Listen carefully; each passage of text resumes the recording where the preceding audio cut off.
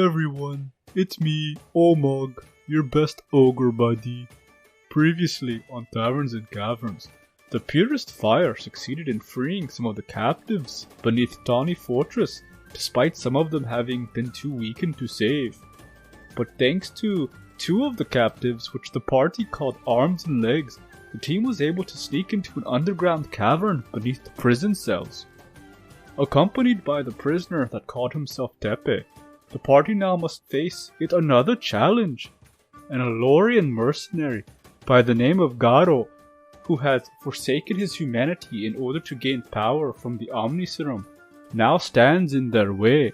Omog knows that his friends will succeed in defeating Garo, because if they fail, Omog will be very sad, and maybe Omog will be forced to revive them, and then kill them again because they made him mad for losing.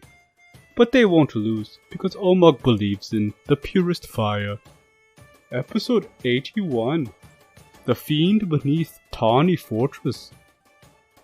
Welcome back to another episode of Taverns and Caverns, everyone. This is your Dungeon Master, probably soon to be Game Master, HaphazardDM, maybe HaphazardGM with all the fiasco going on with the coast right now. But welcome back to Taverns and Caverns. Last time on Taverns and Caverns, the party had entered the underground passage of Tawni Fortress after meeting a couple of prisoners. One by the name of Tepe relayed to them some knowledge that there was a secret passage down below that they could use to escape the Tawni Fortress. However, there was a mercenary from Aloria that took the serum from Koldar that changed him into a vicious and disgusting creature of sorts, as we all remember from last session with what he looked like and what he did.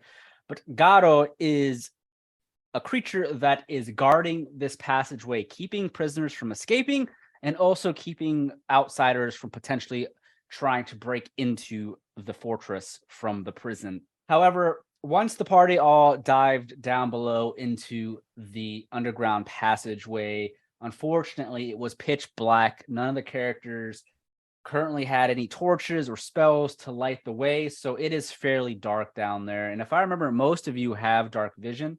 I'm pretty sure Yome and Houta have dark vision. Yep. Yes. Stella too, I think, right? I think Stella has dark vision. Roy does not. Yeah, He's wearing his goggles. Yeah, that's got right. night goggles. I keep forgetting you have the night goggles. That is right. So I think the only person right now that's having a hard time is the Shinori and possibly Tepe. We don't know if Tepe can see in the dark, but we'll find out soon enough. But Garo had spit out 4 egg-like, juicy objects from his hunched back that looked like a honeycomb. And they transformed and hatched into smaller spawns that looked just like him, except they don't have claws like he does. His weapon is a actual man-made claw that he has attached to his hand when he was still a mercenary from Aloria. But the spawn of his, they don't have hands. Their arms are made out of bones that are coming out of their arms, which are working as blades. So they're going to be attacking with the bladed bones from their arms. And they just like smaller versions of Garo. But that's exactly where we left off. They were noticed and Garo noticed them. So we're about to go into combat here. We've already rolled initiative before we started the recording. And currently the initiative is going to start with Stella at the top, followed by Garo and his spawn, and then Houta, Yome, Roroi, and then Ashinoruri, as well as Tepe for the NPC's turn.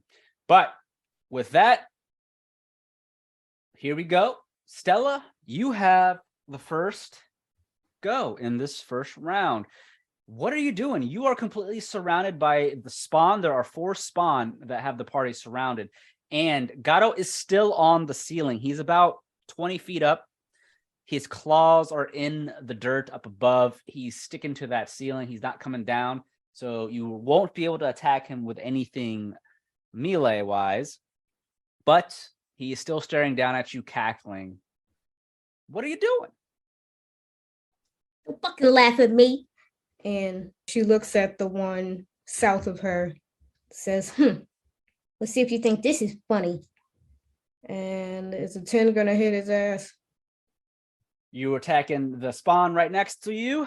Yes. So as you attempt to stab the spawn with your rapier, you see this, and they're smaller creatures. They're about your size, Stella, the spawn. The one that you attack dodges quickly to the left, avoiding your rapier. A 10 is not high enough, and it looks at you, and it just...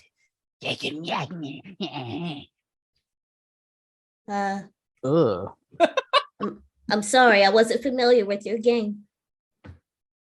So you are unable to hit him. Are you going to attempt to move anywhere or any bonus actions? Do I have any Now remember, the party has... or no? I was going to say, the party has not had the opportunity to rest since the Amiwa ruins. So, yeah, any uses that you had, you still have not regained.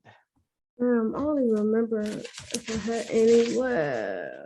I know you used one at some point, and I think you only get 2 or 3. I per get day? 6 a day, Oh, you get 6 a day. but I was Shit. giving them away. Yeah. So, I'm just gonna. I don't think I have any more. Okay. Nope. Nothing for me. All right. That means it's Garo's turn.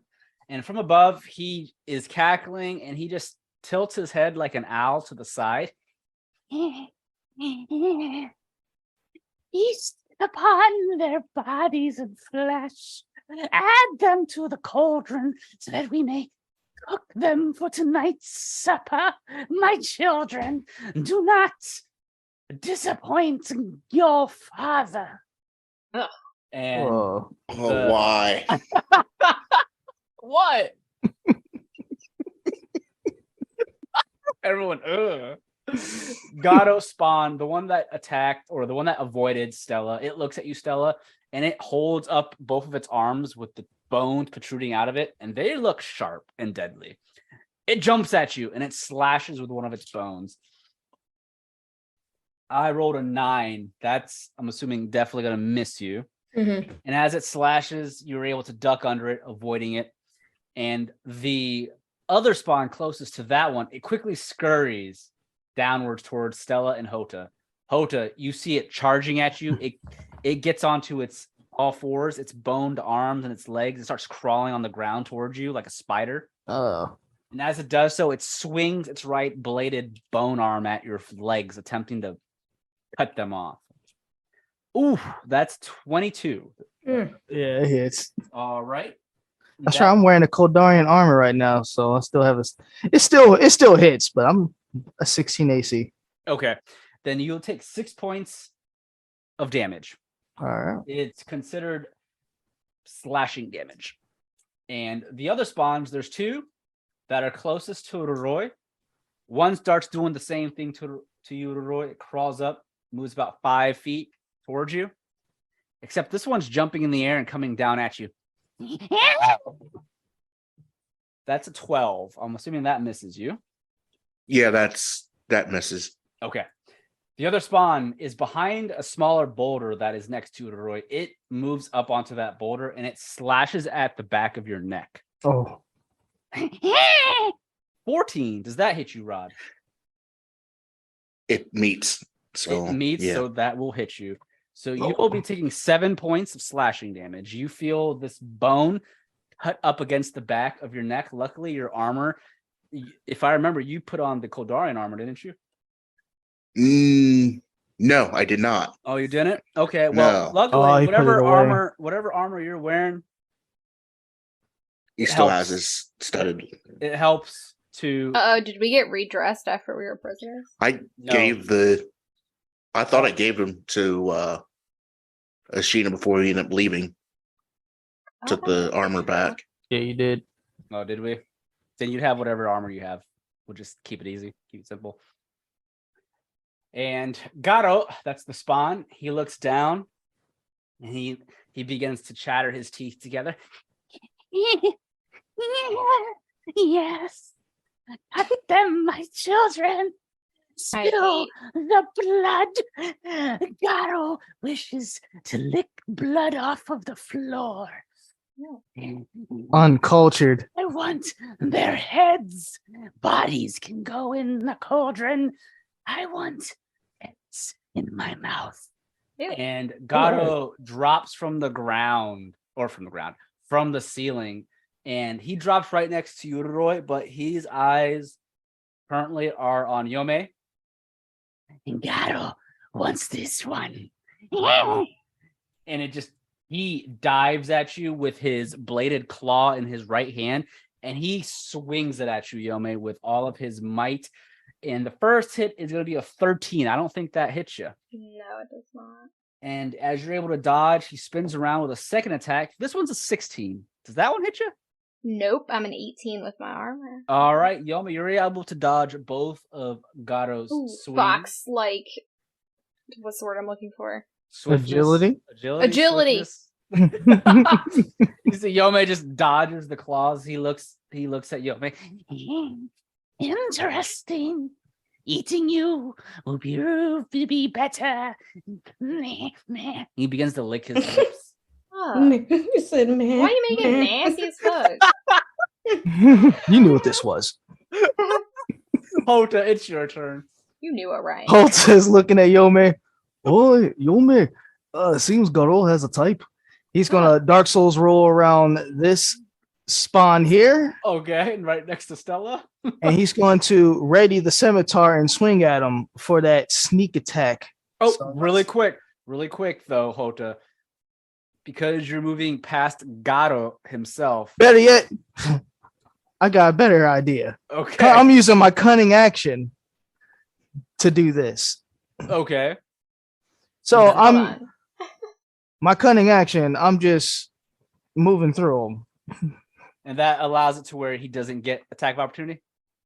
Let's see. Let me take a look. One hot second. There Cutting you go. action. Thank you. Your quick thinking agility allow you to move. You take a bonus action on each of your combat. The actions can be used. Okay, yeah, you can do that. So basically, you're moving and you're disengaging from Garo, but that's your bonus action. Yeah. Okay, yeah. So Garo does not get the attack of opportunity on you.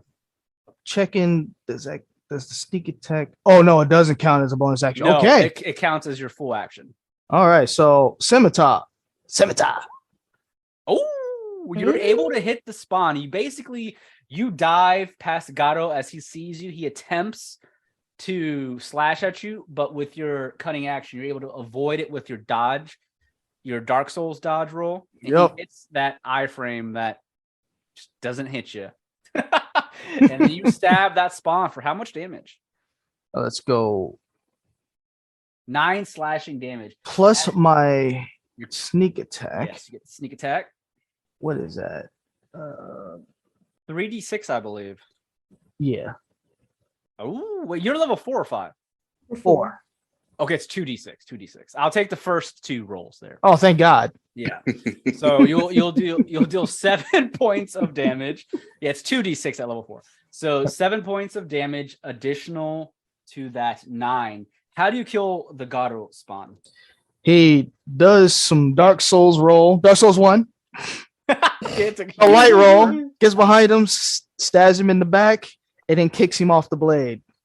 You knew what this was. As you stab the Garo spawn in the back, you see its face. Well, Stella sees its face because its back is to you.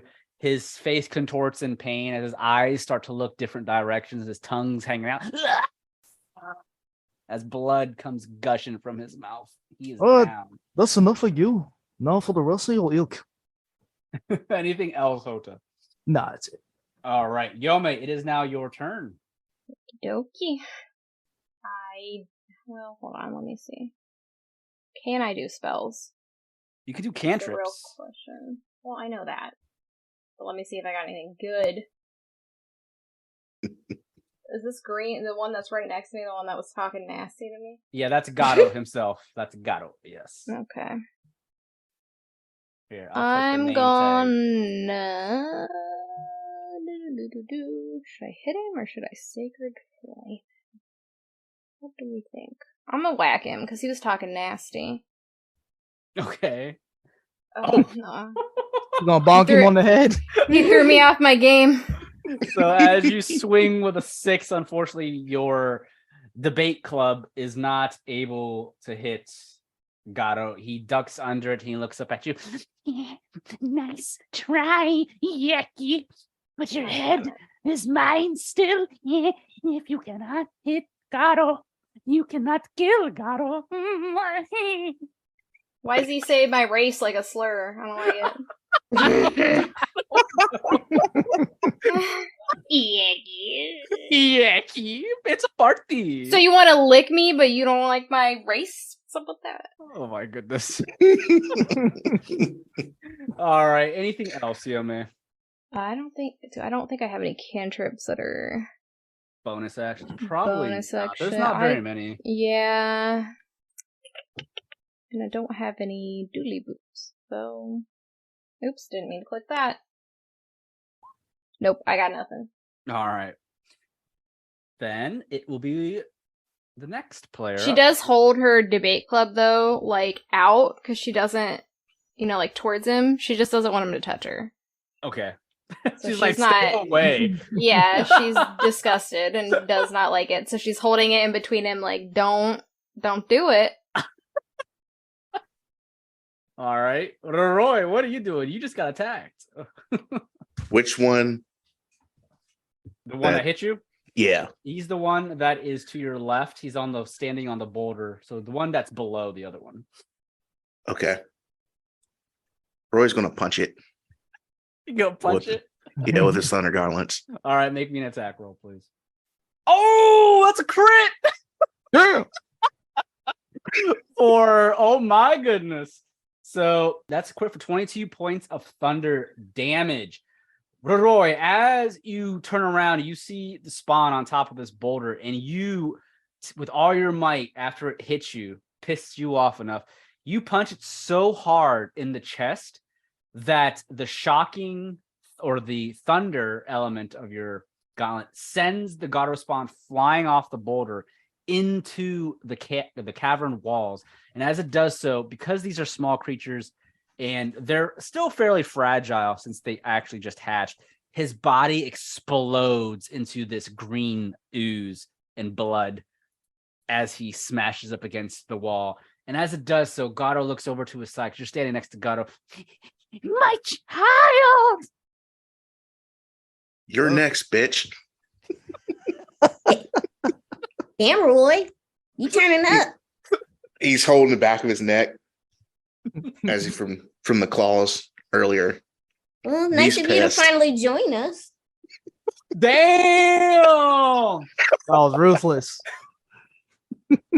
Oh, I saw it as a compliment. Roy, do you get a second attack or no? I don't remember if you have an extra Not attack. yet. No. Okay. All right. Soon. Yes. Anything else then from you? This is it for now. All right. It's Damn, he said for now. This is it for now. For now, bitches. So it's NPC's turn. Tepe will go first since he's right next to Houta. And Tepe turns around. Tepe does not like situation. It's too dark. Tepe, help. And Tepe, remember, Tepe has also had the serum forcefully injected into his body. And as I described him last session, he is basically a failed experiment by Koldar, just as many of the prisoners were that you found, arms and legs, as you called them. And Nope. they have powers. It's just that, if you remember, last I described, they were slowly dying. And Tepe mentioned this, that he knew that he was on death's door and it was coming for him. There was nothing he could do about it. But they still have powers because of the serum. And you see Houta, Tepe, he places his hands up into the air as if he was trying to charge Spirit Bomb. And you can see his hands, where his fingertips are, begin to glow. And as he does so, he shoots out 4 little light orbs. He's basically casting dancing lights. And as the 4 orbs begin to fly around, it lights up the entire cavern area that you're all in, giving Ashina and anyone else that for some reason would have issues with dark vision more light to see the enemies. And Tepe is not going to move because he is right next to Garo. He doesn't want to potentially get attacked. But Smart choice. Ashina next to Yome, she sees Garo, but she also sees the spawn next to Stella. And you can see now with the dancing lights, she looks over at Tepe and she gives him this nod of approval, like, damn, Tepe, you're the man. And she's going to charge at the spawn next to Stella. She takes her glaive and she gets 2 attacks. So she is going to swing with her naginata.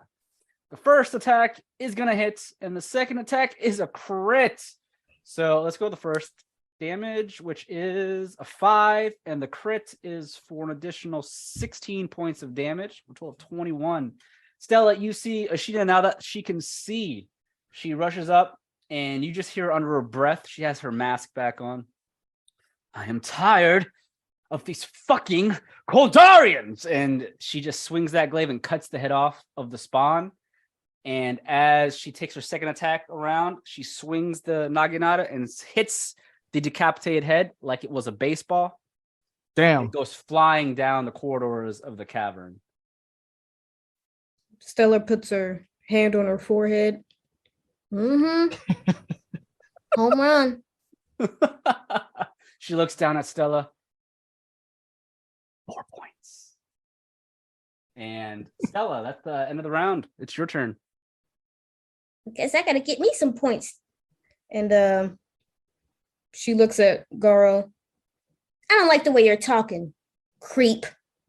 Whore, slut, bitch. And she casts vicious mockery. Those are her words. You gotta beat a 15. Okay, 1 second. Vicious mockery. Gotta love it. Yep. All right, I rolled a 17. Does What? that do anything if I fail? Let's see. Must succeed on a saving throw or take psychic damage and have disadvantage. Okay, yeah, so nothing happens if I fail. Damn it. Garo looks over at you, Stella. Garo does not understand. You're rapping words. It doesn't affect Garo's mind. Garo will lick the blood off of his blades from your body after Garo has the head of this Yeki. That wasn't a rap. I just said you were a whore, slut, and a bitch. Anything else, Stella? And I got bonus actions, so I'm going to fuck it. I got enough HP. I'm gonna scoot up so we can surround him. Okay. And that will end my turn. All right. It is Garo's turn. First, we're gonna do something. I have to make a D6 roll. I'll do it on roll 20 so you guys can see it. Something will happen if I roll a 5 or a 6. All right, nothing happens. It's a 3.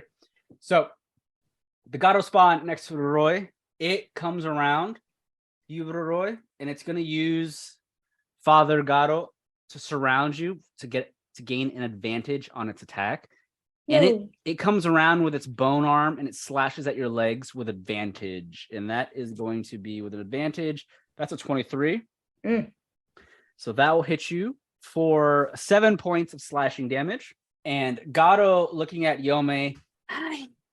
We'll get back to you next, Yeki. This one killed the child. I will kill you first. And it looks at Roroi. And you are surrounded. He has advantage on his attack. Oh no. First claw is going to be, the high is a 16. Does that hit? Yes. Oof, okay. So you're lucky, or he's lucky at advantage. The first roll was a 1, but this is going to be, oh, that's right. He gets sneak attack damage. You tripping. Because you're surrounded. Bryson, you tripping. Oh. Let's see. So, Roy, you're going to be taking 5 points of slashing damage plus 2d6 sneak damage. Let me roll the 2d6. That is going to be an additional 6 points of sneak attack damage.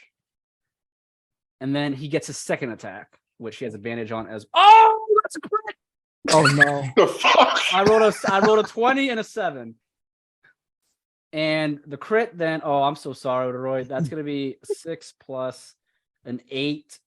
That's 14 plus. That's going to be a total of 16 damage from the crit. I'm down. Oh, the dice are loaded. My wife paid you, didn't she? No, she didn't. Look, my dice is still blinking from the crit. God, you can still feel the money. You can just see the money sneaking into his pocket. Well, you guys see Garo, he takes his blade on his hand, he quickly slashes it to his right. Yome, he does it in such speed that you almost don't even see it. And Roy, you get hit in the back, and your armor, your studded leather, it gets shredded as his blades come right through it into your back. You feel it as he draws blood.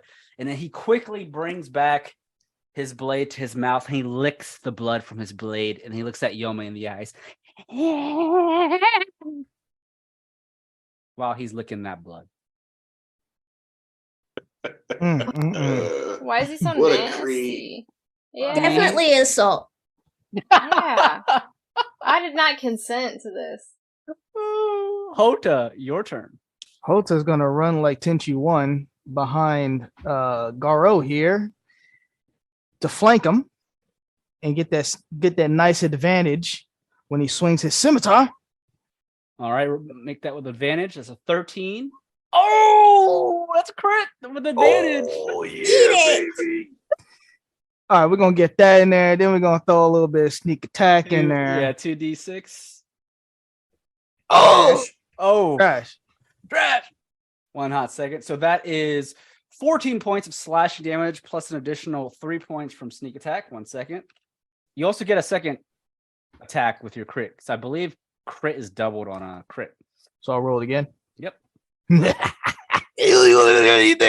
it. Yeah. Okay. So that's 14 normal damage plus an additional 11 points of damage. Nice. You draw blood from Garo. Bonus action. Mm-hmm. We are going to wait. Let me see if I still got some. Wait a second. I do. Okay. Using my hospitality. Wait. Shit. I don't have any.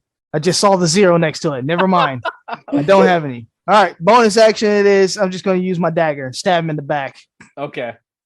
Here. You have advantage. Here. It's what he deserves. So both of those, unfortunately, will miss. God damn it. You cut him so bad in the back, you tear into his hunchback, and you can see that pus that was in the honeycomb, like bug shaped in his back. The pus begins to ooze from his back as it's mixed with that green blood and that white pus. And he looks at you. God, See, Houta was going to use his cunning action to get out of there, but he wants to give Yome the advantage just in case she bonks him again. All right. So, all right, Yome, are you going to bonk? I can bonk and use a potion, right? That counts as a bonus action. No, potion is action. Oh. Yeah. Does he look like he's hurt? Make me a medicine check. A skill check. Dude? Yeah, forgot it. You're right in front of him. So, Medicine. and you just saw Watch out. Houta crit his ass. A 23 in medicine. As soon as you see Houta crit the back of Garo, he quickly turns his sight from you to Houta.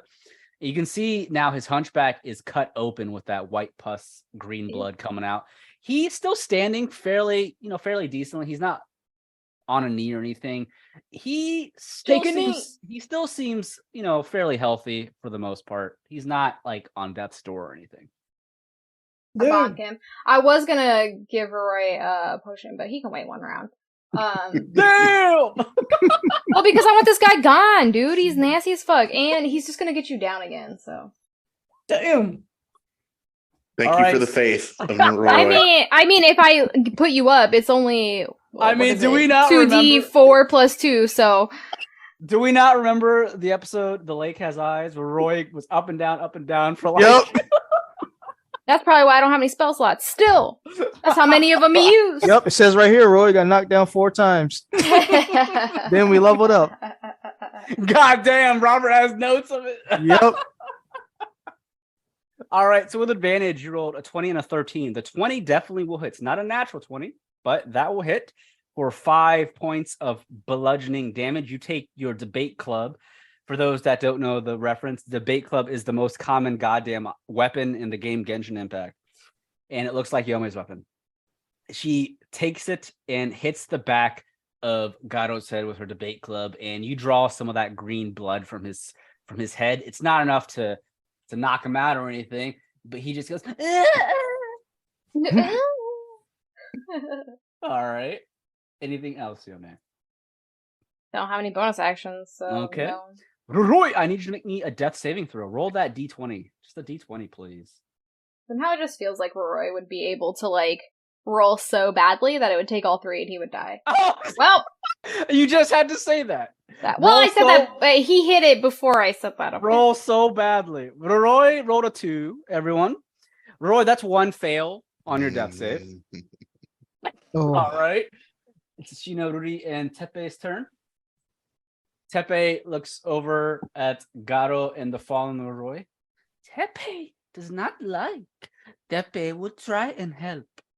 Tepe is going to move around Houta, but there is a boulder, so he can't make it to Roroi just yet. But he will take an attack of opportunity from Garo because he's leaving, and he will get hit.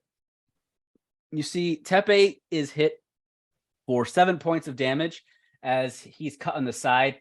Tepe goes, "Ugh," as he's struggling to make it around the boulder that's behind Houta. He's trying to make it to Roroi, but he can't make it just yet. But that's all he can do. Shinori will come next to Yome and Stella, and she's going to attempt to attack Garo as well. Let's go ahead and roll her attacks with her Naginata. 2 attacks. Only 1 will hit, unfortunately, with a 23 and a 14. The 23 will hit for only 2 slashing damage.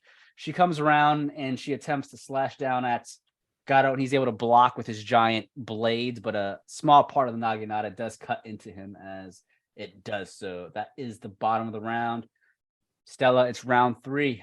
Your turn. I'm use my last level 2 spell slot and Got the moves like Jagger. There's no one better. When I cast a cloud of daggers, your brains are splattered. All right, Cloud of Daggers. Where are you casting that? on Big Nasty. Okay, on Big Nasty. So let me go ahead and remember, the Cloud of Daggers is a 5-foot shape. So we're just gonna put it right on Houta. Cube. So not Houta, not on Houta, on Garo. Oh!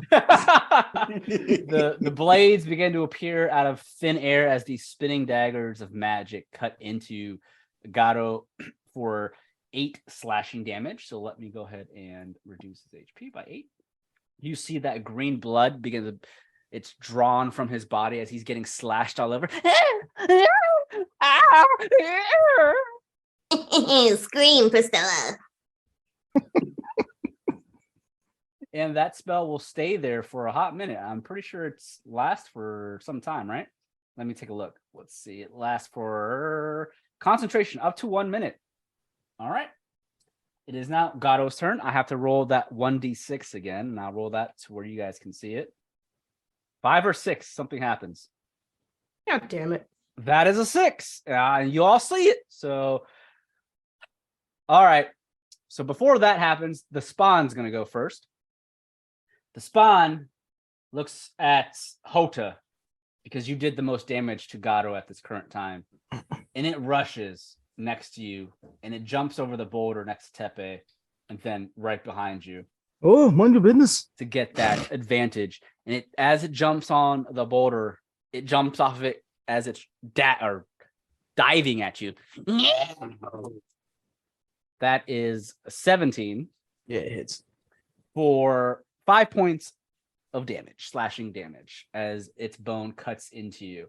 And as that happens, Yome and Stella, the two of you make me Actually, no, you don't have to make me a check because you can see it.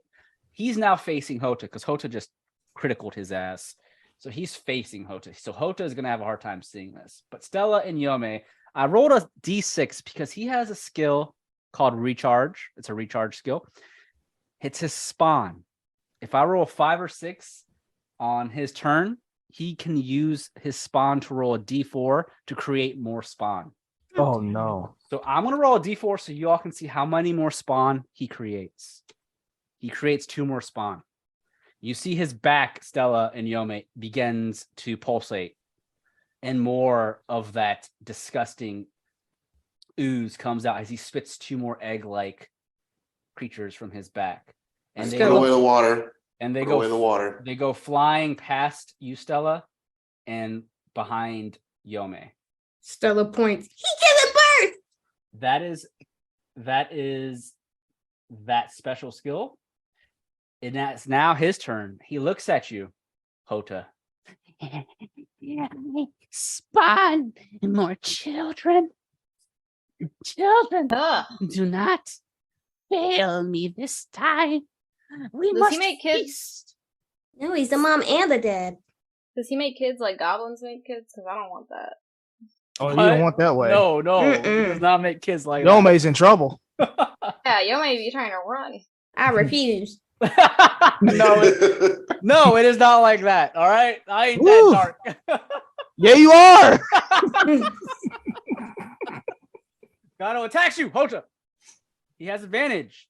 So the first one with 2 rolls, that's a 6 and a 1. So he's gonna you're gonna dodge his first attack. Whew. His second attack though has advantage. That's gonna be a 16 and oh god, No. crit.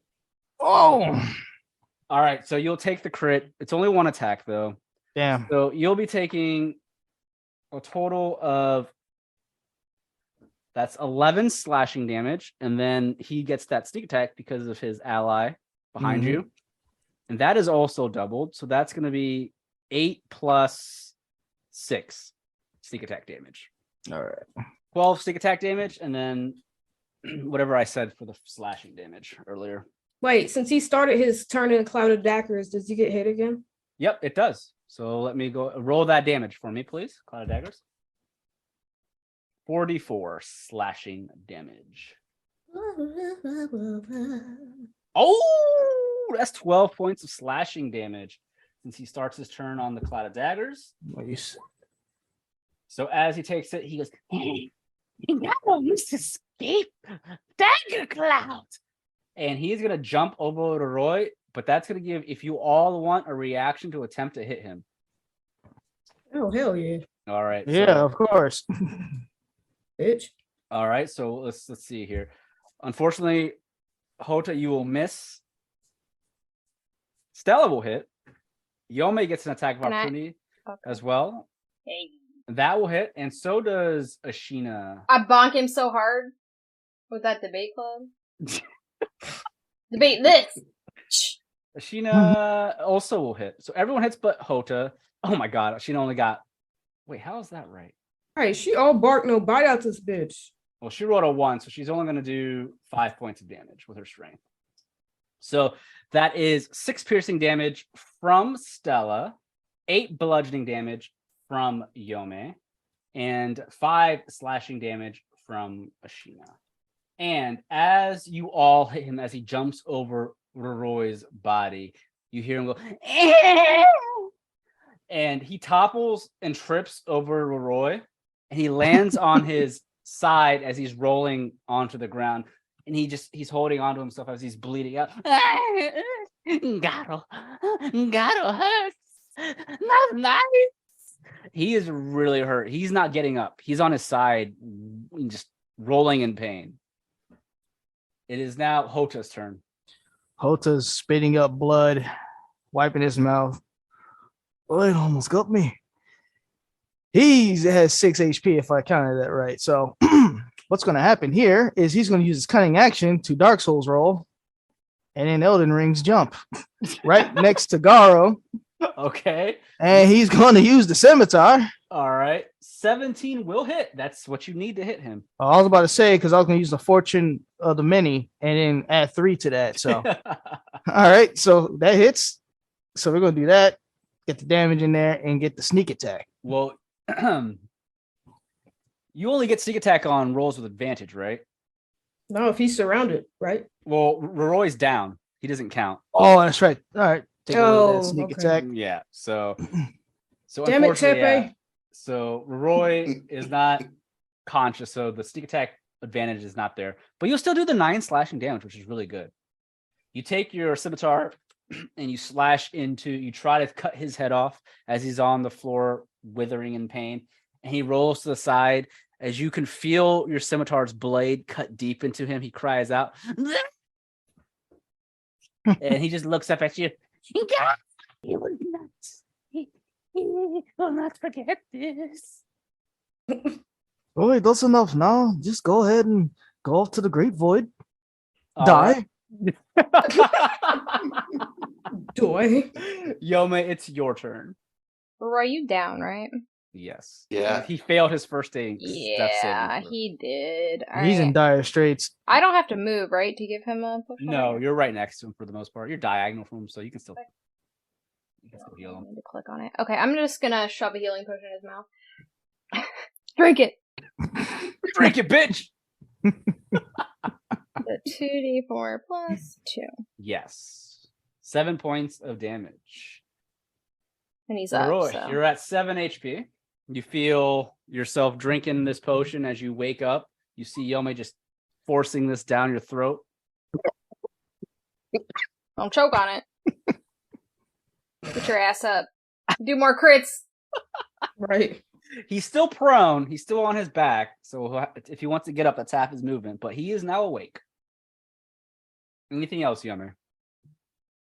All I can really do.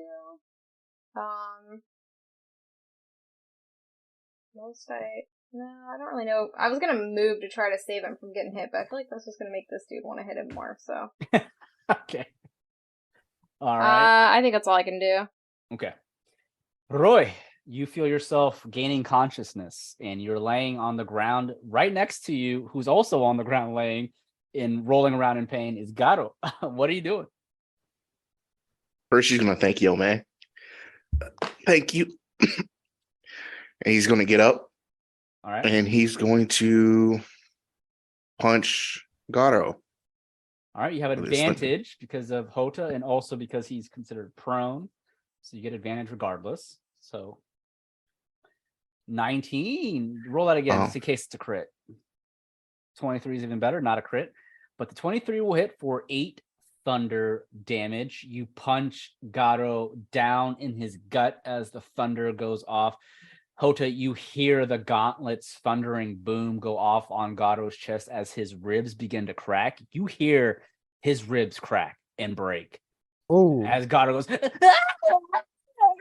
and parts of the ribs burst from his chest as more blood is oozing out of him. And you can see his ribs coming out. He is still conscious, though. Ain't having no more babies. gave him the Captain Commando. Yeah, well, I was say that is the Captain Commander right there. Marvel vs. Capcom 2. Captain Yep. Commando. So also he will have disadvantage on any other attacks besides myself. Okay. I will put an icon to remember that. So let's start on my next turn. All right. It is anything else, Roy? That's all you can do. All right. It is now NPCs. Tepe looks over at Houta and Roy. Tepe attempts to help. And he doesn't want to get closer to... He was going to go to Roroi to heal you, or at least help you, but because you were healed and you're next to a spawn, Tepe does not want to go that route. He does not want to get hit. So, Houta, you see Tepe come around you.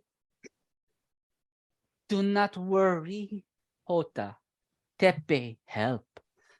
And you see, or you feel Tepe's both of his hands touch your back, Houta, as he begins to heal you with a cure wounds. Oh, a little melt to the left. And he heals What's going on you. over there? That was too short to see over Roy. Don't worry about it. You letting that thing touch you? Don't worry about it. Hmm. Keep going. He heals you for 6 HP. Oh, thank you. And at that point, Ashina is going to attack the spawn that's behind Yome. Let's see if she's able to hit with both her attacks. The first attack is a 10. That does not hit, unfortunately. The second attack is 25. That will hit for 8 slashing damage. There we go. Now it's adding that correctly. 8 slashing damage to the spawn behind Yome, almost killing it. The spawn yelps out in pain. It rings through Yome's ears as it does so. Stella, it is a new round. Your daggers are still there. What are you doing? Man, fuck. Forgot I was out of those spells. Oh, wait. 2 spells. Oh, I do have one more level 1 spell. I'm gonna use that shot. Good night. All right, using sleep. Where are you casting that? It's a 20-foot sphere, so on Garo, I want to see if I can put him down. All right, so you want to do it to Garo. So the spell sends creatures into a magical slumber. Roll 5d8, which you rolled a. Oh, it doesn't have a roll. Roll me a 5d8 to see. 24 HP. Okay. So the total is how many hit points of creatures this spell can affect. Creatures within 20 feet of a point. Choose range or affected in ascending order. So starting with a creature that has the lowest current hit points, each creature affected by the spell falls unconscious until the spell ends. The sleeper takes damage, or someone uses an action to shake or slap this awake. Okay, so subtract each creature's hit points for the total. All right, so because Garo is really hurt in a 24, so basically you're able to affect creatures with a total of HP from 24. So 24 minus Garo's current HP, which is more than his current HP. He falls asleep. Don't nobody touch him either. Don't need him making no more babies. So when he falls asleep, that's a 20-foot. That's a 20-foot radius around him. I believe it might affect. That might affect the other 2 spawn, which I think it does. It does. So the other 2 spawn. So that is going to be 24 minus Garo's HP. It will affect another spawn. It will affect the spawn to the north. It falls asleep as well. It does not. Whoops! It does not do enough though to affect the second spawn. But Garo soon falls asleep, and so does one of his spawn. Anything else? I want to kind of maneuver around this one so he doesn't get an opportunity to attack on me. Okay, the one behind you. Yeah, Okay. I'm here now. All right. I legit have no spells though. Okay. Okay. So there is no saves for sleep. It's just it lasts up to 1 minute. And if they are hit by any means, they will wake up. So Garo cannot do anything. He just falls asleep. And Houta, you see this nasty snot bubble begin to form from his nose as he's sleeping there. Not him sleeping well. And the other spawn is also doing the same. But the other 2 spawn that he recently just created will do stuff. The spawn behind Yome attacks Yome with its bone arm. That's a 1. That will miss. Yome is able to take her mace or her debate club and block it. The other Get spawn. your boner out of here. Jesus. She was ready to deliver that one. He said bone arm. Bone arm. Boner. The other spawn. What the hell? You gotta laugh. That laugh. Boner. You sound like Garo now. The third spawn that Stella avoided, it looks over at you and it knows it's you that put the 2 to sleep, and it dives at you, attempting But it to hit wasn't. you. 15. Does that hit you? Nope. Oh, nice. So you're able to dodge its bone arm. And Houta, it is now your turn. Houta standing over Garo like John Barenthal's Punisher, breathing heavy. Yeah. Oh, yeah. It looks bad. He looks vicious. So, yeah, you know what he's going to do, right? Yeah, he's going to do it. He's going to slash down with the scimitar, stab down. You have advantage, obviously. So let's see if that. All right, so 21 definitely will hit. You also get your sneak attack damage. Oh, yeah, let's get that damage in there. Let's get the sneak attack. All right. In there too. Ugh! 3. That was. Oh, we ain't done yet. We're going to use the bonus action for the dagger too. While we're at advantage. Okay. I'm going to use Fate of the Many, so I'm adding 3 to that. All right, so that's the 17. That's what you need. So you rolled 7 slashing damage on your first scimitar hit. Your sneak attack was for 3, so that's 10 total. Go ahead and roll the damage for your dagger. 9. Nice. God damn! How do you kill sleeping Garo? He takes the scimitar, brings it down like Braver, and then stabs into his chest with the knife. As you do, that's enough for you. As you do so, his eyes quickly open, since any damage will wake him. His eyes quickly open as his tongue comes reaching out from his mouth. It's about, a good 12 inches. Oh, And he's just...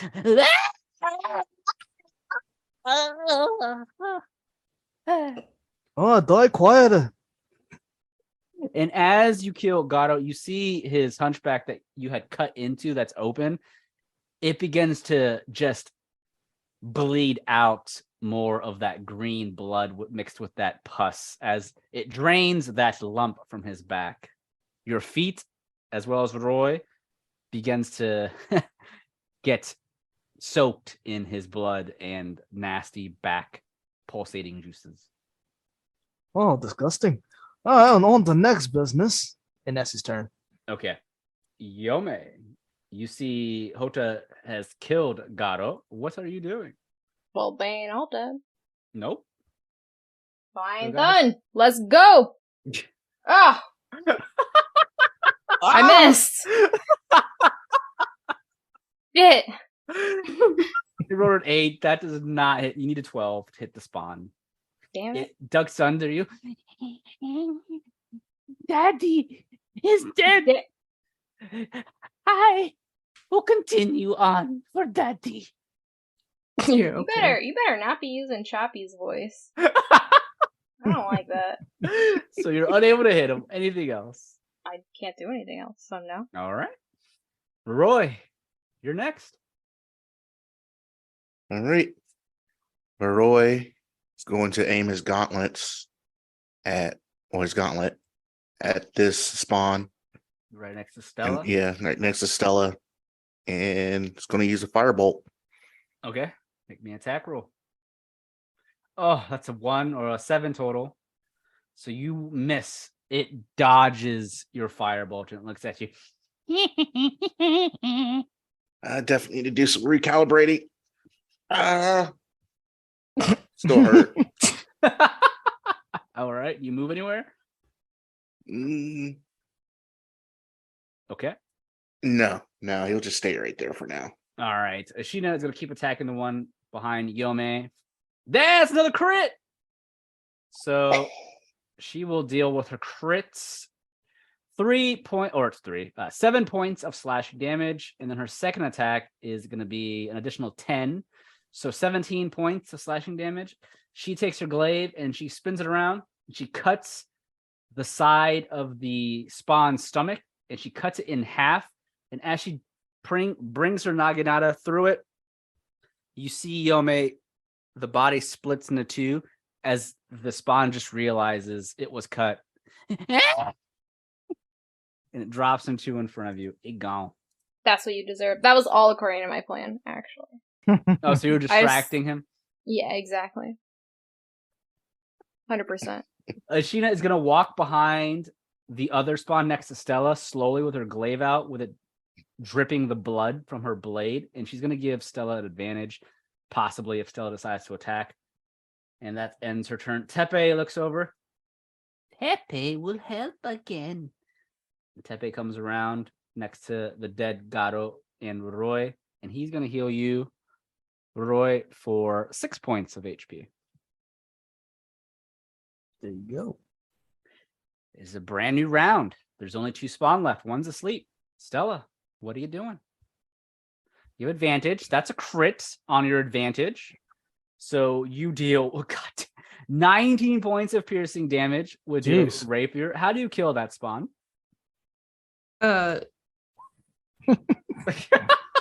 She sticks that rapier, since they're the same height, right between the eyes. Ooh. And pulls it out quickly. And as it feels its skull just get pierced by your blade, or his eyes begin to cross as they begin to roll back into the back of his head, and he drops to the ground, just gone, leaving one last spawn who was just asleep at this point. I'm just gonna go over to him like Houta and also breathe heavy. Yep. Yup. But hers aren't menacing. They sound like Oh, you'll get used to it. Yeah, it's weird.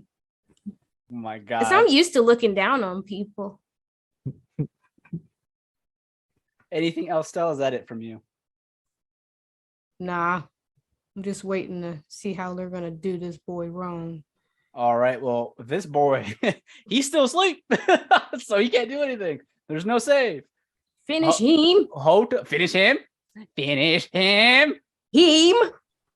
Houta walks over like Dr. Livesay and stares down at him like he did the other. Oh, only you left, huh? You have no idea what's coming, do you? He's gonna bring the scimitar up and let it descend. All right, with advantage. Let's go roll that again then. We'll take this All one. right, you'll take the 20. It's not a crit, but it's still high enough. So 7 points of slashing damage. You get sneak attack damage as well. Yep. Sneak attack. 10 points of slashing. How do you kill the last spawn? He just cuts his head off. Simple, easy. As you cut the head off, it goes rolling to the side, and Tepe looks at you once all of the spawn are killed, as well as Garo. Tepe is very, very excited for the death of Garo. Tepe wanted Garo dead for a very long time. Very well done. All is well. Another day saved. Purest Fire. Oh yeah, where's the way out so we can get you some help too? Tepe looks around. We must get away now. Who knows if arms and legs are still alive above before I forgot we called Koldari. them arms and legs. Hey, I hope they're alive, but I doubt it. They kind of went in wives and kids style. Shit. Before soldiers know that we are underground trying to escape, follow Tepe. Tepe will show you the way. And Tepe, he quickly begins to run off to the side down the dark path, but he still has his dancing lights flying around to give you guys more of that vision if needed. Obviously, none of you need it, but it helps Shinoburi. And as you make your way through the caverns, you do realize it is indeed an underground cavern that this fortress was built on. It takes you a good 15, 20 minutes or so to navigate through this underground passage. And as you get deeper through the passage, it becomes more narrow. So it's a lot harder to traverse with a group. So it slows you down with how narrow the passage is. Also with wearing armor and having equipment, it just makes it a lot harder. Tepe is able to easily maneuver around it due to his slim figure and not wearing any of this armor. But eventually you all can see some sunlight towards the end of the cavern after a good 15 to 20 minutes. And Tepe quickly rushes to the sunlight. And as he's pointing, there, sunlight. We must escape. Let us go. And as he leads the party out, you all find yourselves now standing outside of a cave entrance. And as you look around, you can see that you are standing in an open field near some trees, and off in the distance, not too far from your current location, probably a good, I'd say, 60 feet or so, you can see the fortress. So you're not far from the fortress. There aren't any guards, at least that you're aware of, next to this cave entrance. And if you remember from last session, Tepe did mention that the soldiers were bringing prisoners and or food, meat or whatever to this entrance to feed Garo, to keep him in the cave. And this was definitely at an area or an entrance that they know about. So it's not going to be a place you want to stay at very long. Mm-hmm. And remember, Tawni Fortress is very close to the border of the nation that you're currently in, which is Aloria. You have to head east towards Shimada to get back into allied territory, home turf territory. However, if you head straight east, Ashina mentioned that if you go eastwards, you are going to run into Koldarian soldiers because the war is taking place on the border and you're on the enemy's side. So you don't want to run into the enemy's bases and army and whatnot. So you all discussed that heading southeast would be the better option, which is going to take you into the forest of Hirai. And that's going to give the party, some coverage with the trees and the forest being there. It's going to help you stay hidden a little bit more. than walking around in open fields. So what do you all do once you step outside? As Tepe is looking around, he holds his hands up again like he's giving off spirit bomb vibes. Tepe, I have not felt the sun in a very long time. Sun feels good on Tepe's skin. What time is it? Time to get this guy some help so he can feel some more of that good old sun. Ashina looks at the group and she points southeast. This way, towards Hirai Forest. We'll be able to have some cover there. They're probably going to send people to track us down. If anything like that happens, running around in the forest would be much better than the open fields. Hopefully we can find a place to rest as well. I don't know about you all, but I'm exhausted. Oh, I second that. I'm hungry. You got I that need a pocket, shower. you got that pocket bacon? Oh. Got a few slices left. Shit, I banged mine. I sent Ryan this meme the other day. I said, this is all Rob's characters. It was somebody in D&D, like, robbing someone's pockets and eating whatever they found in their fucking trash. I was like, that's Rob. Damn, you gonna take that, Rob? It's just Damn. Houta, Right, all right? he knows. It's just Houta, all right? Damn, shots fired. So I'm gonna go ahead and change the map. Give me one hot second. Already. As Shinoguri begins to walk off as quickly as possible without trying to drain her energy too much, you all find yourselves heading southeast towards the Hirai Forest. And it's not too much further from where you currently are. After a good hour or so on foot, you can begin to see the forest off in the distance. And she points, there, Hirai Forest. Let's just get in those covers of the trees.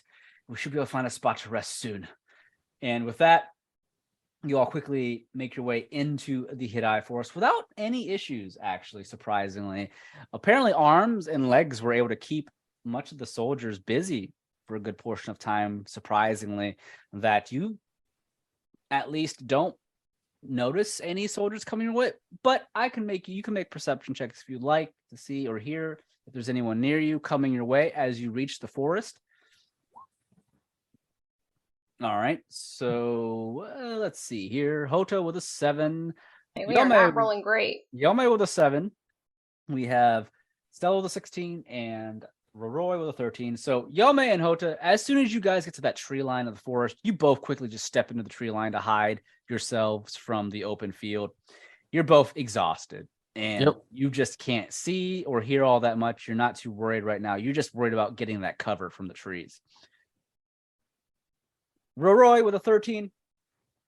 You and Stella, who has a 16, are able to look behind your shoulders, and you're all inspecting the field, and you don't see any soldiers on horseback or anything like that. And you're also listening to for potential soldiers that might be laying around in the forest, possibly waiting for you to get there. You just don't see anything or hear anything that sounds threatening. However, you do hear, the two of you hear some sounds coming from the forest, natural sounds that you probably are welcoming after the crazy adventure you've had since you arrived in the Amiwa ruins. Ugh, look like Team Extremities did their thing. R.I.P. to them. Well, I hope arms and legs make it out. Tepe looks at, oh, go ahead. I was going to say, I do miss arms and legs. Mm-hmm. Miss arms and legs, too. Tepe really liked arms and legs. Tepe did not know arms and legs' true name, but they were also prisoners of war with Tepe. Knowing their skills and what the serum did to their bodies, I know that they went out with a fight at least, if not still fighting. Come, we must rest. Tepe wants to enjoy more of nature. And he begins to walk further and deeper into the Hirai forest. And as you guys follow him, if you do, the forest becomes thicker and more dense. It's not nearly as thick or dense as some of the other forests in Ashai, but it is dense enough to give you a great cover or coverage from any potential enemies coming your way. And as you all walk through the forest for another hour or so, you all eventually find an opening of field that would look like a good spot to rest, but that's up to you guys. We'll say, what do you guys want? Because your HP is still low from the fight. Your spells are gone, but you guys find this opening, and Tepe looks at you as well as Ashina, and Ashina places down her glaive on the ground. She's still holding it. She hasn't sheathed it or anything. I think this is a good place to rest, unless you all object. Thoughts? Stella jumps in the nearest leaf pile, and pulls him over herself like a blanket. As much as I like to keep traveling, I'm really tired. We super need a rest. Yeah. No lie. Super need to fucking rest. Yeah, I can't play. We need spell slot. So I'm gonna remove your blue bar, Yome, because you're not gonna have that temporary HP anymore. One hot second. So as you're all, what it looks like, agreeing to rest, are you all gonna do any rolls or checks or anything before you set up camp? Like, how about are you doing this? Fell Oh, asleep. I want to roll a perception check to see if anything's around, or is that a survival check? I would do a survival check, really, in this case. I'm going to do a fortune of the many Okay. and add 3 to that. All right, so 14 to your survival.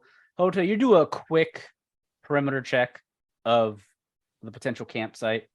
And as you're walking around, you're looking up at the trees, making sure there's no owlbear yakshas. You know? Yeah. None of that. None of that.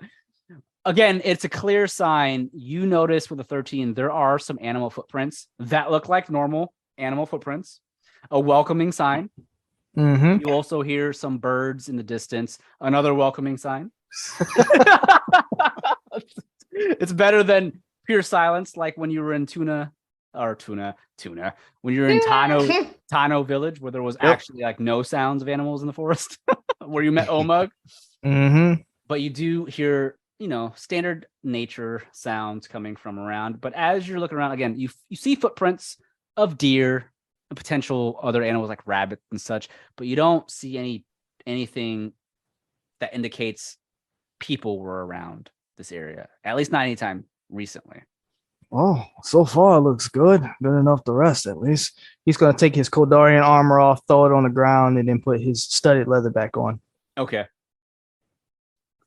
All right. Anyone do anything else before you take that nice long rest that you all deserve?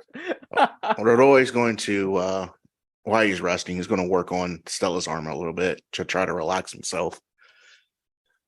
All right. So it's about 4:00 in the afternoon, just so you know. So the sun's still out, but with the trees being there, it helps give you some shade. You're all in the shade. You just found a small, clear opening to relax in.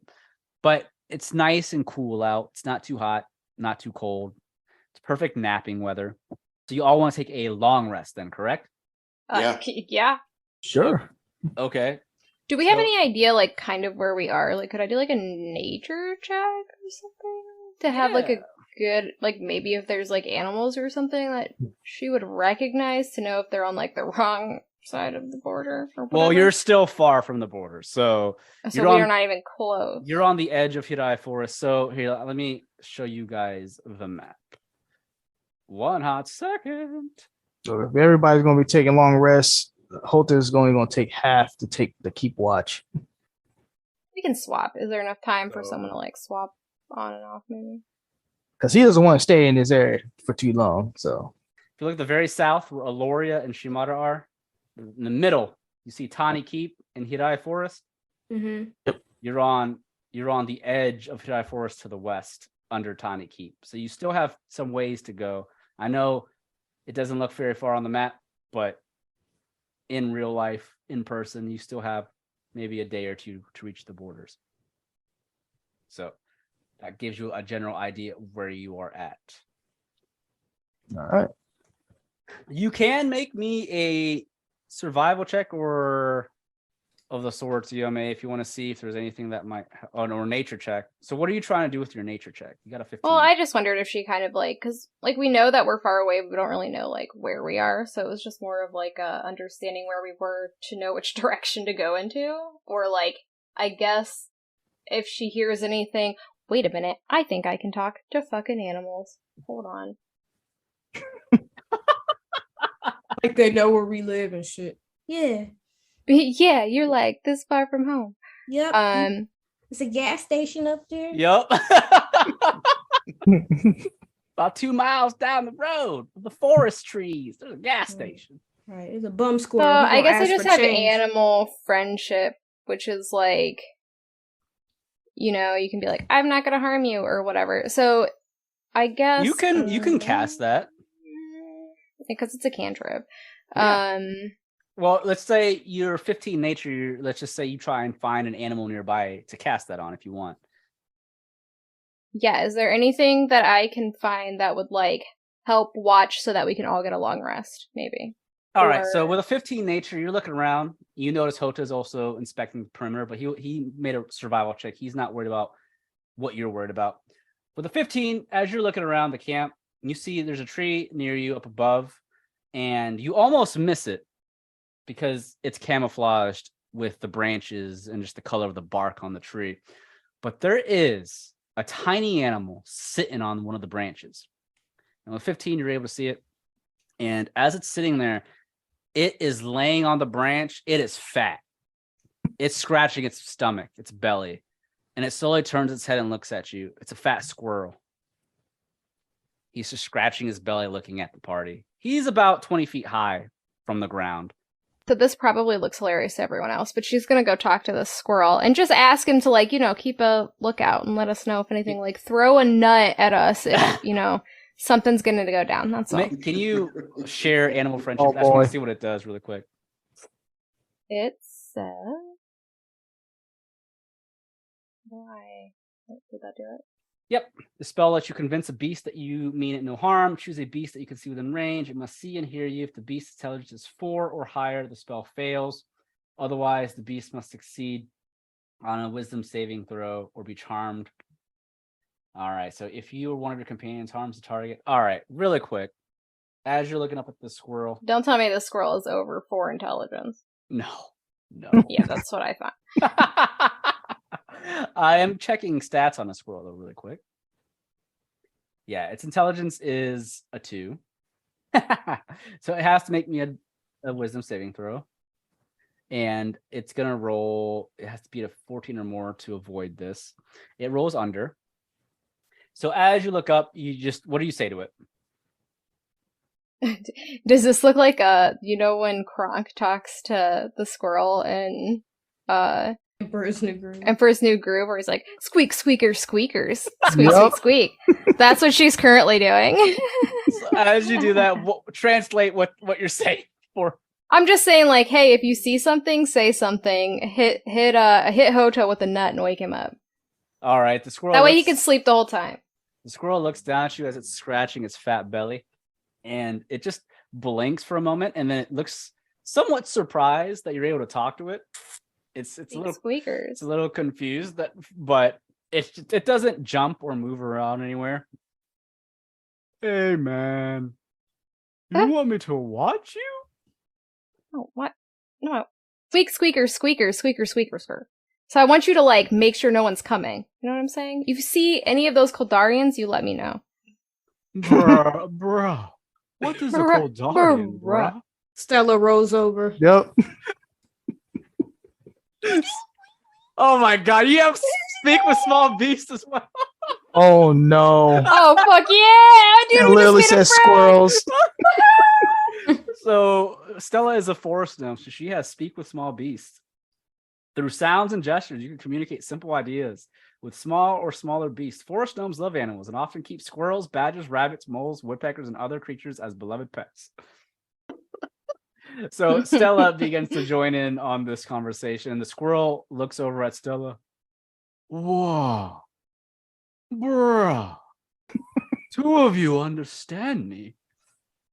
But Dude, he's what having is a a day. Darian, bro?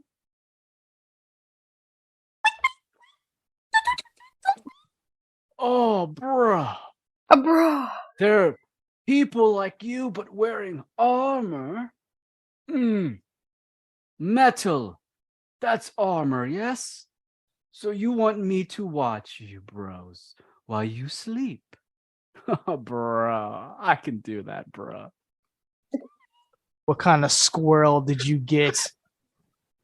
Why is he high? Right. He waves his left little arm out and his hand is at you too. Bros, I have an acorn right here. If a man in metal comes, I will throw it at that one's head, bruh. Holter's looking at y'all with the most incredulous look. He's just, what the hell is going on over there? He just see y'all making noises. He's pissed. We don't know what's going on. And the squirrel thought- looks at the two of you, though, at Stella and Yome. I can do this for you, bros. But what is in it for me? Stella puts her fist up. Damn. Said, how dare you question me? Yep, that was a threat. The squirrel puts both of its tiny paws up like he's saying, whoa now, bro, whoa. I meant no disrespect, but I am running out of food. You have any more of those nice little peckish acorns around? Yome looks around. Are there like some fucking acorns on the ground? Like, is this dude that lazy? Hold on. Yes. Do I roll in nature or do I roll like a perception? He said I'm you rolling to guys- find some. You can make a nature, survival, perception, or an investigation, whichever is highest for you. Oh, that's 20 perception. Yoma, you're looking around and you can see on the other side of the opening where you're standing, where the trees disperse. There aren't any trees kind of where you're standing at the moment, but on the opposite side of the camp versus where the squirrel is, there are some nuts and acorns on the ground near one of the tree trunks. Okay. I mean, I'd go and pick him up before that motherfucker sees him. Do I? Okay, here's the question. Do I give them to him or do I wait and make sure? That's up to you. Half now, half after the job's done. Yeah, okay. So squeak, squeak, squeak, or squeak, squeak, squeak. Half now, half later. You found acorns, bro. I can't fucking handle this goddamn. We're so Oh, I'll take half of the acorns and I'll watch you. Don't worry, bro. I got you. Oh, I can just picture him just sitting like Garfield, where it's just all belly and feet, no legs, no neck. No, he's a big squirrel. Round, Big fat. chilling. He's well Yep. fed. Talking about ran out of food. You ain't dying of starvation. I'll just say that.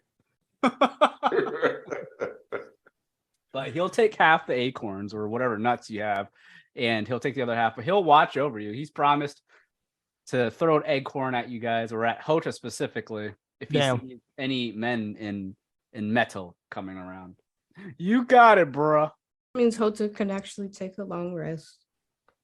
So with that, Tepe, he walks over to the side of the party and he puts his back up against one of the trees and he sits down to lean up against it. Ah, Tepe always loved nature. As he smells the clean, fresh air, he's sniffing it in. Ah, Tepe missed this. This is good. Tepe is happy he is free again. And he's just gonna close his eyes as he's resting up against that tree. So does everyone else go to sleep? Did y'all tell Houta he can actually sleep? No. Squeak, squeak, squeaker. Squeak, squeak, squeak. Oh, if you ain't telling him, he's gonna take a short rest. Just fucking around. Hoda, you can sleep. We got someone watching. I don't know how much he's gonna be. It's a squirrel. Oh, well, all right, fair enough. He's just gonna lay down. Doesn't really, just shrugs it off. He's all right. Houta, make me a perception check. All right, let's see here. 13. So as you lay down, and after they tell you it's a squirrel, you look up and you see this well-fed squirrel just lying on the branch. He looks down at you and he raises his left paw while his other, I don't know if it's a paw or his hand, while his right hand is still scratching his belly. He's looking at you. He's eating the acorns and nuts that Yome just gave him. And he gives you a thumbs up. I got you, bro. Houta just hears squeaks. He waves back at him. Do they Oi. sound slow though? Do they sound like squeak, squeak, squeak? Yeah, he sounds slow as fuck. Like I said, Houta's gonna wave back at him. Don't mean nothing to him. He likes all things. Don't worry, bro. I got you back. Well, talkative little bastard, ain't he? Tell me about it. He's gonna close his eyes and sleep. All right, so everyone is able to gain a long rest. Your HP is considered full. Thank God. Maxed. All your spells are back. While you're resting, Roroi sits down on the opposite side of the party, on the opposite where near where Tepe is sleeping. She takes her helmet off and she's just watching you all speak in squirrel language, and she just shakes her head for a moment. And she is going to rest as well. So everyone heal up. Wait. Did we ask the squirrel's name? No. Squeak, squeak, squeak. All right. The squirrel looks down at you. Bro, no one ever asks for my name, bro. That's cool. He looks at Yome. They call me Pabo. Pabo. Sounds fat. Right, like That pot sounds belly. fat. I like it. Thank you, Pabo. No need to thank me, man. You got me more food. Awesome. I don't know if Pabo needed more food. Like Chopper. He doesn't need any more. All right, big fat. Right. So with that, you all are able to sleep soundly, and with a long rest, that's 8 hours minimum. And as you rest for the 8 hours, I said it's about 5 in the afternoon. Are you all going to wake up around midnight, or are you all going to take the entire rest of the day to sleep it up until morning? I want to get up. I want out of behind enemy lines. Yeah. So I'm not Stella- on Wilson. We want to move. So you Stella wanna... sleeps until somebody wakes her up. Okay. So the 8 hours go by. Let's just say, Houta, you're not wanting to stay as long or longer than you need to because enemies are still near you. Yep. So 8 hours go by, and we'll say you're the first to wake. What are you doing? You gonna wake everyone else up? Well, yes, in my own fashion. He's gonna roll over Yome Oh, what? to wake her up, and then roll over her. You And rolled over me? Yep, and then roll over her, and then roll over Stella. Oh, sorry, I didn't see you there. Yeah. It's been 8 hours. We should be getting up. Damn, already? He walks over and trips over Roroi. Oh, Oh, sorry about that. I didn't see you there. He walks up to Ashina, and he shakes her gently. Wait. I throw an acorn time to get at. I throw an acorn at him. Hold on. What do I have to roll? Make me attack roll with ranged if you have any ranged. It would Well, I'm basically trying, but it's loading. a D20 plus your dex, basically. I was just gonna roll a light crossbow. No, that's fine. So. Yeah. You rolled a 6. You might as well roll with advantage since my back is turned. 24. I crit him. Oh! What was I? Probably. Why did you roll over me? It's probably Pablo, little Oh. shit. A little. Oh, Give him the fair rest enough. of his nuts. We're people of our word. Pablo, where are you? You look up where Pablo was laying down. He's not there How anymore. about that bastard's passed out? He's on another branch, passed out, sleeping. Wow. Don't give him shit. Hand on belly. Right, you left your post, you big fucking fat. Hota's still shaking Ashina gently. She It's time to get up. wakes up and she's looking around. Oh, 8 hours already? All right, let's go. She grabs her stuff. Roroi, Roroi still asleep? Did you wake Roroi? Oh yeah, I tripped over him. Oh, that's right. He's gonna wake Tepe as well. Gently. All right. Nudging him. Okay. So we would go, Sheena gets up and she starts to collect all her things. She puts her helmet back on. Lets out a sigh. We better get going then. Meanwhile, you go to wait, you say you gently nudge on Tepe. Yep. All right. So as you gently nudge Tepe, you can see he's still sitting down. He looks comfortable as fuck. He's still sitting down, leaning across the tree trunk that he was sitting next to. Mhm. And as you shake him, you get no response. He better Oi. not have died in his sleep. Oi, wake up. Tepe. Come on, let's go. We need to get behind, we need to get away from behind enemy lines. As you're doing so, his arms drop to his side because they were like Oh, folded over on no. his knees. You still get silence from him. Hey, No. he's shaking him. Now he's starting to panic. Right. Hey, Stella runs over. get up. Hey, Jesus. we lost him. Wake up. You This No, don't, is all wait. your fault. We didn't Squirrel. lose him. you don't know if he's dead, but he's just not responding. He's not moving. You'd have to make me some medicine checks if that's what you think. Yeah, he's gonna make a medicine check. He sucks at it. He's good at it. Ooh, that's 20. He sucks at it. He's good at it. With you starting to worry, Houta, you quickly check his vitals. You go to check for a pulse. Mhm. And as you go to check for the pulse, that's the first thing you're thinking of. And you place 2 fingers up on his neck. You feel no pulse. Mm.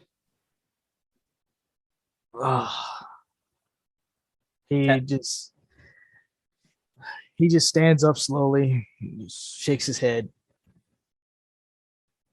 I think we lost Tepe. They know. And as you're looking, he still is not moving. Again, no pulse, but he looks peaceful. He looks like he's smiling still as he's sitting there. It's so hard to say goodbye. Hey, quiet down. He might not be dead, damn it. You said he was. I said I think. I don't know how mutated people breathe or how their Well, that's hearts true. work. Somebody else trying to wake him. I slapped him twice. Give it Nothing. a Roy. You have anything on you? Like an electric shock. Damn. Yeah, I Damn. know. Hey, slapping didn't work. We go to drastic measures. I could use my gauntlets. Yeah. Give him mouth to mouth, Houta. No, we ain't doing that. It- Get on over here, Roy. Go on now. he does what he's told. You smack him? No, guess use that shocking grasp and maybe try to resuscitate him. Something. All right. So you go to touch him and try Yeah, and shock him a bit. Try Yeah. not to hurt him too much. yeah. And as you do so, his body jolts for a moment as if it was like sticking up because of the shock, and then it just slumps over again. Damn it, Claire! I'm not gonna lose this kid. I just seen Roy's that on a silent show. now. Yome Yep. pokes him with the debate club. You said Nothing. Oh, I Nothing. thought you say she chokes him with the debate club. I'm like, all right. If he's faking it, he's gonna wake up real quick. He doesn't move when you poke him. Damn. Uh, All right. Someone grab the legs. Let's pull him to the leaf pile. all right. Should we burn him? No, Yome. What? No, I mean for real. Like, shouldn't we? I say we just leave him under his tree. He was That's true. Yeah. What they gonna do? Kill him again? No, they're gonna know that we're this way. We'll And be gone by the also, time they find He's him. mutated and stuff. Shouldn't we burn him? no. I'll say put him in that leaf pile. He'll disintegrate into the earth. My concern was that more Yaksha would be created, but I see where you guys are at. I know he's dead, but like we don't know that kid had a thing pop out of it. I don't know. That's all I'm saying. I mean, if you want that on your conscience, Yome, light him up. How about it? I'm not doing it. Cremate him. I mean, it's not like I'm. All right. Well, if I catch him on fire, we're gonna know real quick if he's faking it. So Yeah, let me leave first. Yeah, I'm gonna starts step walking away. I don't want to be a witness to that. back. Hey, right behind Stella. it's just a funeral pyre. Calm down. Only you can prevent forest fires. And by the looks of this, you ain't trying hard. All right. Well, I personally am going to make a small funeral pyre and. Roy's going to stay and pay his respects. All Next right, to the soon-to-be barbecue that's about to happen. No, it's not a barbecue. He's paying his respect. Listen, I didn't write this world, but I'm pretty sure this is how they do funerals. Cremation. You're about to barbecue his ass. Roy's familiar with this as far as funerals see? on Ina. So this is how we do it. That's what we do. You heard You what can't just Jack leave said it. to Sonya in Annihilation. Damn, Sonya barbecued his ass. That's what's about to happen right here. This is how they do it. So as Yome and Roy, you are able to create this small pyre of fire, and you just lay him down into it, and his body begins to burn. He does not jump up or scream in pain or anything like that. And as you lay him there, he still has this look of happiness, this expression that he finally escaped, and he was happy to feel nature and the sun once again. And he just begins to burn. Shinoruri, she's standing next to you two as well. She looks down at his body, and she just has this now upset expression behind her mask. Damn, Koldarians won't get away with this. We must continue for Tepe. So Tepe. Or Tepe. And Biggs and Wedge. And Biggs and Wedge. And arms and legs. And arms and legs. And arms and legs. Who got some? But Tepe did end up dying in his sleep. As he mentioned, he did not have much time left. But at least he died in a peaceful way. So as you all begin to walk away from this, Pabo slowly opens up an eye. He smells the fire. Hey man, where's my food? I Sleep throw on an the acorn job, at his you don't head. get- That's what you get. Yeah. You get paid for the work you did, not the work you didn't. Bruh, I only fell asleep like 10 minutes ago. Mm-hmm.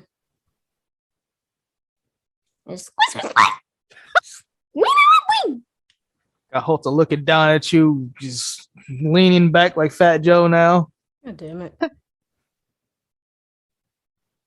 All right, bruh. I understand. And he just turns his head and falls asleep again.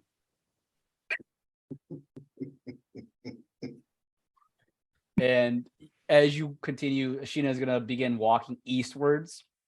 And as she's walking off, she's pretty upset at Tepe's death. Obviously, she's upset at a lot of deaths that have happened recently. You all follow her heading eastwards. And you continue onwards as you leave Tepe's burning body.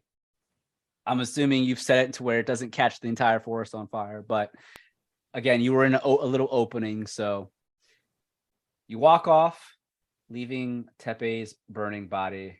And you all go deeper into the Hirai forest. And as you do so, we will end this episode of Taverns and Caverns. Sure, the smoke will alert him for sure. Well, it's at night, so should be fine. What did you say? We put him in a fire pit. That's it. It's a small ditch. Put him in there. Doesn't burn anything around it. Just burns in that pit. Easy. Damn. They're out here causing all kinds of chaos and war. It's fine. They're used to fires. Purest. Purest Fire. Damn. They should be into fire. I had a Totally feeling was. you were going to try to kill him in his sleep. I had a feeling. I was like, nah. I gave you the benefit of the doubt. Good enough. Damn. Poor Tepe. Yep. Yeah. Hey, man, he was good. Mm-hmm. Yep. Ryan wasn't going to let us keep him, though. No. He'll never let us keep anything. What? pets. You literally have it. You literally have how many NPC allies in season 1 that are still up and kicking? This Where- is season 2. Right. Where's my Omug? He's alive. Better be. We don't know. Maybe he's gonna You- fall asleep and die too. You know who's still alive too? Oh, Lord, what this boy has sinned. Damn it. oh God. He's Oh, still no. alive. Where's my arms? Where's my legs? They're probably dead. Oh yeah, I'm absolutely sure it is. Absolutely sure. Thanks again for listening to another exciting episode of Taverns and Caverns, everyone. If you enjoyed our shenanigans, we ask that you please leave us ratings and reviews on Apple iTunes or any other podcast platform that you use. Also, please be sure to check out the Taverns and Caverns Patreon for exclusive content that you won't want to miss. You can find me on Twitter at HaphazardDM. Yo, I'm Brad. I play Stella. And you can follow me on Twitter at Blaze_Nancy Bride King or NBK. I am Robert Jones, and I played Houta Liu-bei. You can find me on YouTube, Truebone, Trubone. I'm Felicia, and I play Yome. You can find me on Insta or Twitter at daggertribal. I'm Rodimus, playing Roroi Royce. You can find me on Twitter at Rodimus7901 or at Instagram at Rodimus83. All right. Well, thank you, everyone. Those are all of our players and our cast members for Taverns and Caverns Season 2. Until next time, take care.